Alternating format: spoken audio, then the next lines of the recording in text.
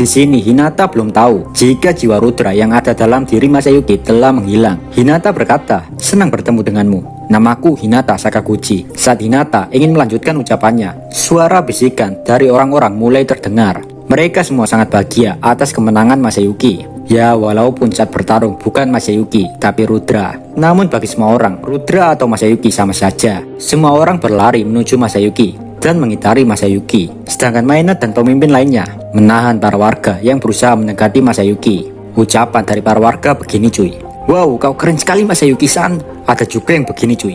"Aku tidak tahu apa yang kau lakukan, tapi itu luar biasa Masayuki-san." Intinya semua orang memberikan pujian kepada Masayuki. Semua pertarungan dilihat dan diketahui semua orang dari CCTV yang terhubung ke seluruh Ingrasia. Sontak Masayuki yang sadar bingung gak tahu apa yang sebenarnya terjadi. Masayuki berkata, "Tidak, itu bukan aku yang melakukan semua ini."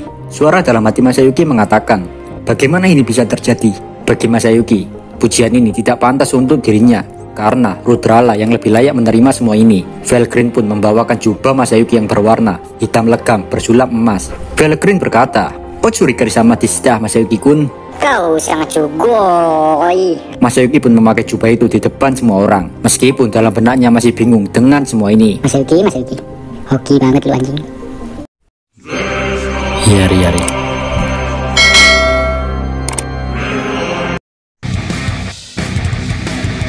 Setelah Masayuki memakai jubah kaisarnya, suara dalam hati Masayuki berkata, "Anjing lah, gua jadi pusat perhatian publik kintil." Di situ Masayuki nggak tahu jika dia akan terseret dalam masalah.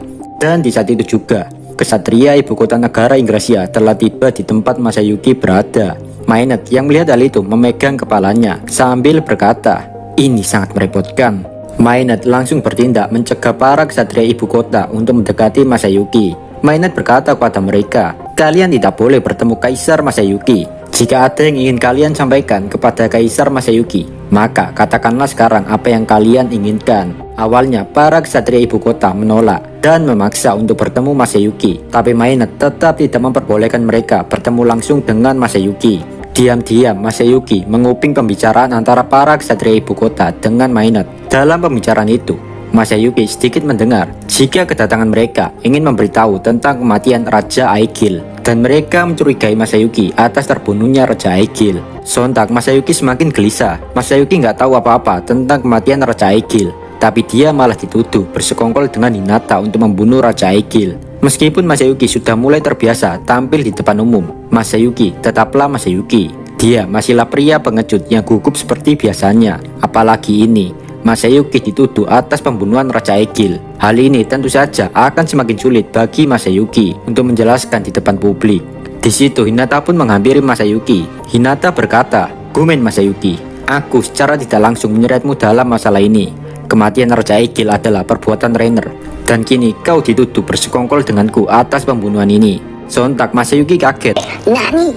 Kenapa hal ini bisa terjadi? Bagi Masayuki, ini masalah besar. Sulit baginya menerima semua ini. Bahkan jika mengeluh tidak akan bisa mengubah situasi saat ini. Masayuki tidak punya pilihan lain selain menjelaskan semuanya.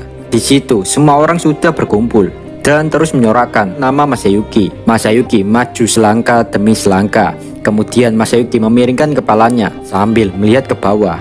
Setelah jeda 2 detik, Masayuki menoleh ke depan lalu menatap penonton. Tindakan sederhana Masayuki itu membuat semua orang yang melihatnya makin gembira dengan karisma Masayuki. Gerakan itu bukan asal-asalan, melainkan Masayuki sudah berlatih dengan Rimuru bagaimana cara tampil elegan di depan publik. Melihat semua orang makin bersorak, suara dalam hati Masayuki berkata, "Gila, ini semua seperti prediksi Rimuru-san." Masayuki pun mulai berbicara di depan umum. "Minasan, semuanya harap tenang. Watashi ingin kalian diam sebentar karena Watashi pengen ngejelasin apa yang sebenarnya terjadi." Saat Masayuki tiba-tiba mulai berbicara, semua orang yang bersorak seketika diam dan suasana seketika hening. Orang-orang yang bersemangat menyorakkan nama Masayuki langsung terdiam. Situasi mencekam ini juga berlaku untuk Masayuki. Situasi hening dan mencekam seperti ini membuatnya semakin gugup. Tapi semua sudah terlambat. Tidak ada jalan keluar untuk Masayuki menghentikan pidatonya.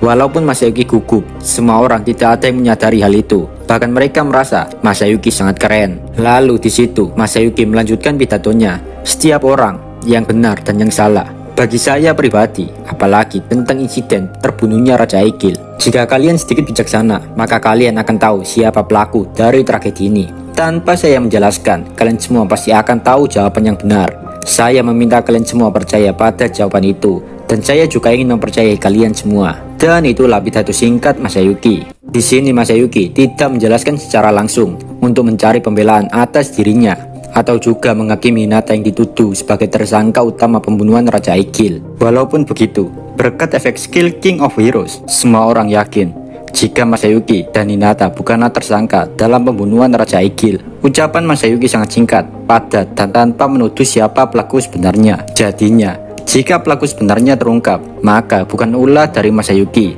tapi semuanya atas kesadaran dan kebijakan masyarakat sendiri. Melihat respon positif masyarakat atas pidato Masayuki, suara dalam hati Masayuki berkata, "Anjing lah, gue keren banget anjing." Bersamaan setelah pidato Masayuki selesai, Mainet mendatangi Masayuki. Mainet membawa seorang kesatria di belakangnya.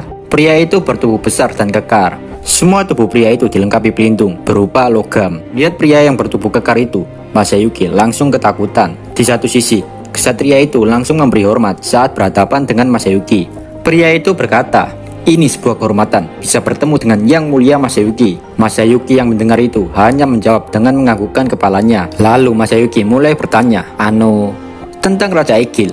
Sebelum Masayuki melanjutkan ucapannya, pria bertubuh besar itu memotong ucapan Masayuki. Pria itu berkata, "Saya kini sangat yakin, jika Yang Mulia Masayuki saja ada di pihak Hinata, maka semua kecurigaan tentang Hinata Tsuno juga akan dihapuskan. Bahkan sebaliknya, kami, para kesatria Ingrasia, tidak akan pernah lagi mencurigai Hinata Tsuno."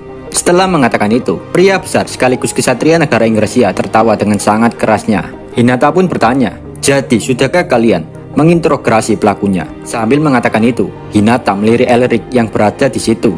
Sedangkan Elric sendiri sudah diamankan Mos atas perintah Testarossa sejak pertarungan dimulai. Testarossa sangat cerdik. Dia tidak membiarkan tersangka pembunuhan Raja Aegil melarikan diri atau bunuh diri. Dengan situasi yang seperti ini, semua orang atau siapapun yang memiliki otak pasti sudah bisa menebak dalam pembunuhan Raja Aegil. Dalam benak masyarakat kini adalah, apakah benar Hinata pelakunya? Di situ Masayuki melihat Elric yang sedang mendongakkan kepalanya. Elric berkata, "Wahahaha, semuanya telah berakhir. Kini aku hancur." Semua orang yang menonton berdiskusi satu sama lain jika Pangeran Elric dan Reinerla dalang dibalik pembunuhan Raja Aegil. Bagi para warga negara Ingrasia, mereka melihat Pangeran Elric sangat miris. Hanya demi membalaskan dendam kepada Hinata, Elric rela melakukan apa saja tanpa memikirkan negaranya sendiri, bahkan ayah kandungnya. Entah mengapa semua warga negara Ingrasia mengambil kesimpulan jika Masayuki adalah orang yang benar, makanya dia membela Hinata. Dan dalam sekejap semua orang serentak mengucapkan, "Hore Masayuki sama, kemuliaan bagi Masayuki sama." Dan gak lama teriakan itu semakin kencang dengan menyebut nama Masayuki. "Masayuki, Masayuki." Melihat semua respon positif dari masyarakat, Masayuki pun mengangkat satu tangannya dengan rasa sedikit canggung. Bahkan Hinata kaget saat Masayuki melakukan itu. Sedangkan Felgrin hanya tersenyum puas melihat keberanian Masayuki tampil gagah bijaksana di depan publik. Dan keesokan harinya Masayuki langsung demam. Di lain cerita, pertarungan antara Rimuru dan Michael masih terus berlanjut. Di sini Michael menyadari kenaifan dirinya karena terlalu menyepelekan Rimuru. Tapi kini bagi Michael, Rimuru menjadi ancaman yang nyata, yang bahkan bisa bergerak bebas di dunia yang ditangguhkan. Di mana tempat itu hanya orang-orang tertentu saja yang bisa bergerak bebas. Melihat hal itu, bagi Michael tidak ada gunanya lagi untuk menghentikan waktu. Michael tidak ingin membuang energinya untuk sesuatu yang tidak menguntungkan baginya. Aliran waktu pun mulai berjalan lagi. Michael memutuskan untuk menghancurkan Rimuru dengan kekuatan yang dia miliki sekarang. Tidak ada yang ditakutkan Michael, karena dirinya telah memiliki kekuatan yang sangat nggak ngotak. Bahkan Michael juga telah mengambil Dragon Factor dari dua naga sejati, yaitu Vel'Zad dan Felgrin. Tubuh Michael juga telah diperkuat sampai ke titik maksimal. Namun tidak sebatas itu saja, Michael mampu menggunakan semua kekuatan yang telah diambilnya. Berbagai skill ultimate telah dimiliki Michael di dalam dirinya. Bahkan semua kekuatan yang telah Michael pinjamkan kepada para bawahannya seperti Aryo saja, yaitu skill ultimate Raja Shadalpon, bisa Michael gunakan seenak jidatnya. Jadi Michael di sini juga bisa menyembunyikan keberadaannya seperti yang Aryo lakukan waktu di Ingrasia, guys. Michael sangat mempercayai kemampuannya. Bahkan dia percaya bisa mengalahkan Rimuru dengan mudah. Meskipun Michael dikalahkan Chloe, itu bukan Michael sepenuhnya, melainkan hanya klon, atau jika bahasa isekai kinilnya bisa disebut keberadaan paralel. yang dimana klon itu cuma memiliki 20% kekuatan Michael. Jadi sangat berbeda jauh dengan tubuh utama Michael. Meskipun Michael sempat kehilangan 20% kekuatannya, namun kini semua kekuatannya sudah terisi penuh. Michael kini dalam keadaan sangat-sangat prima pak. Bahkan yang kita tahu, saat Michael serius, dia bisa dengan mudah mengalahkan pasukan Obera dalam sekejap. Tapi apakah itu berlaku untuk Rimuru? Bersambung pak. Jika kalian suka video ini, jangan lupa subscribe biar channel ini makin berkembang. Saya Dio dari channel Si Kekindil. Pamit. Bye bye.